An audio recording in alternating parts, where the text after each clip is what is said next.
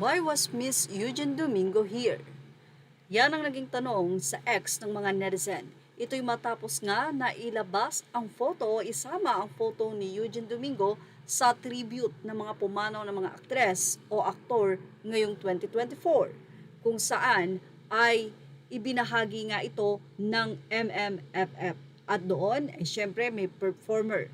Ilang minuto or ilang segundo rin na nag-play ang mukha ni Eugene Domingo doon habang kumakanta nga ang mga performer ng tribute sa mga pumanaw na mga celebrities.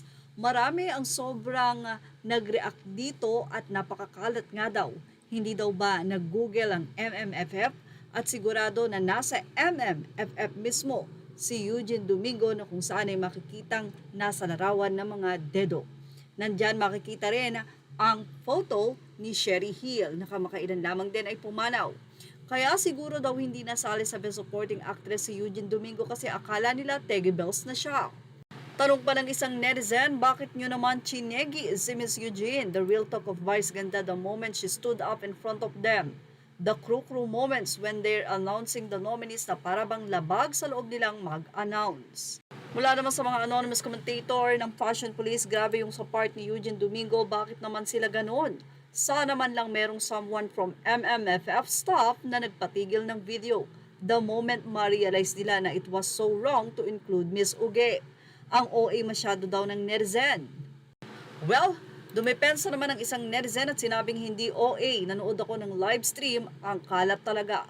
Maririnig mo pa yung side comment ng presenters, saka parang hindi sila informed kung ano bang i-present nila.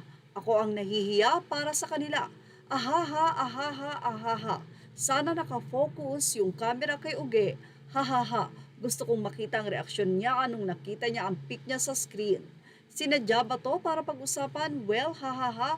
Pabuhay ni Miss o hahaba pa daw ang buhay ni Miss Uge nito after nyong tinegi.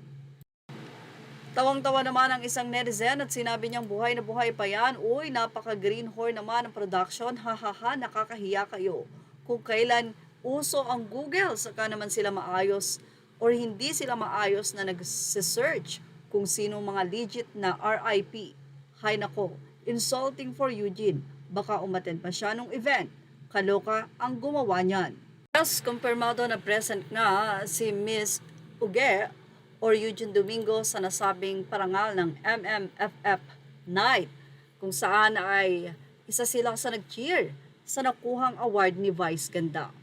Wala pa nga naibabahaging saloobin dito si Eugene Domingo kung ano nga bang naramdaman niya matapos makita ang kanyang photo na nasa screen ng mga pumanaw na celebrities.